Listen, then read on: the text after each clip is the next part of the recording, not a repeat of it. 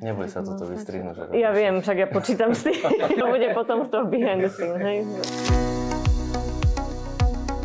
Máte diagnózu podnikateľ a zároveň budujete človečinu vo firme, tak by sme vám radi podarovali túto našu človečinu pre biznis a týmy. Ďakujem pekne. Akej najväčšej výzve si zatiaľ v biznise čelil a čo ťa to naučilo? Ako si sa s ňou vysporiadal? Ľudskosti. Lebo ľudskosť vie byť krásna, ale ľudia sú ľuďmi aj cez tie svoje negatívne stránky. Vždy sa dá, len proste ľudia musia byť ľuďmi a chápať, že čo ten druhý chce a keď je tam cesta, prečo ju nemať. Čo vnímaš ako najdôležitejšie hodnoty našej firmy, na ktorých by malo stať všetko, čo robíme? Hodnoty firmy, na ktorých by malo stať všetko, čo robíme, je ostať, kým som. Pokiaľ som ja úprimný, sebavedomý, hrdý človek na to, čo som doteraz vybudoval, tak mi to dáva zázemie na to v podstate ísť po schodoch ďalej.